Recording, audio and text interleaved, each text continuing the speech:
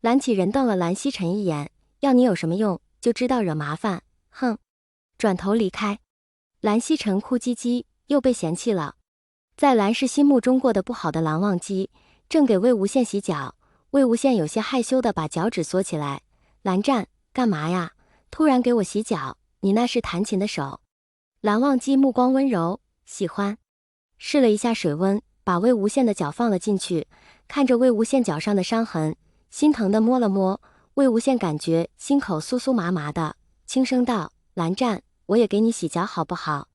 蓝忘机摇了摇头，等你生完孩子可好？魏无羡摸了一下还未显怀的小腹，好。洗完了脚，蓝忘机拿起手帕给魏无羡擦干了脚，看着被热气熏得红润的脚趾，蓝忘机没忍住轻轻地亲了一下，魏无羡直接把脚弹走，脸红的滴血。蓝湛。蓝忘机轻轻地笑了一声，声音很弱，可是魏无羡听到了，无奈地跟着蓝忘机笑了。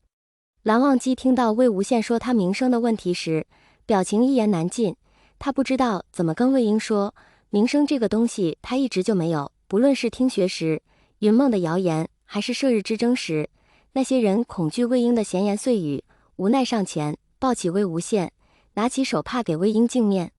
魏无羡顺从地闭着眼睛，嘴还不闲着，他们肯定都很佩服我吧，一个男子可以怀孕。蓝忘机的手一顿，魏婴思维跳跃的让他发懵，温柔道：魏婴棒。魏无羡突然很得意的道：我确实棒，古往今来哪有男子可以怀孕的？不愧是我，魏无羡。蓝忘机轻笑了一声，不愧是你，魏婴，吃小馄饨吧，虾仁的。魏无羡飞快的起床，来到餐桌前面，魏无羡已经彻底忘记了莲藕排骨汤的味道，心里记住了蓝忘机给他做的每一道菜。云梦莲花坞，自从魏无羡当众与江家决裂，江婉银的日子就不好过。虽然魏无羡要了供奉，可江婉银就是头铁，他觉得是魏无羡欠他，而不是他欠魏无羡，他是绝对不会给魏无羡供奉的。魏无羡被霸道总裁附身，才不管江家如何呢，知道江家没给供奉，直接派了大批凶尸厉鬼包围住莲花坞。莲花坞与清河不净市的城池和云深不知处的独立深山不同，它屹立在云梦最热闹的闹市中，这么多鬼怪出现在这里，吓得附近居民直接搬家走人。若是江婉银早点服软，也就没什么事情了。可是他还头铁，如今这大批鬼怪已经围了莲花坞整整3个月。莲花坞里，江婉银也骂了魏无羡3个月，可是这些鬼怪根本不过耳，也不会把这些污言碎语的传回魏无羡的耳朵。魏无羡也早就忘了他派鬼把莲花坞围住这件事。现在的魏无羡脸红的吓人，因为面前的温情嘴里正说着让他难以启齿的事情，什么要做为了生产，让蓝忘机多和他。那个魏无羡吞了一下口水，真的用那里吗？还有，孩子不就是把肚皮划开取出来就可以吗？温情翻了一个白眼，你的肚子已经被划开过了，还开，你不要命了。再说了，我检查过，你这个孩子依附着你的肠道，一定可以通过你星号出来的。魏无羡崩溃的捂住脸，露出来的肤色已经变成了深红色。蓝忘机一脸淡定地向温情询问具体细节，温情知无不言，最后还拿出了他配的香膏道，用之前最好用这个一下，对了，尽量多，让他后面适应，才可以顺利生产。蓝忘机接过香膏，点头，晴姐，多谢。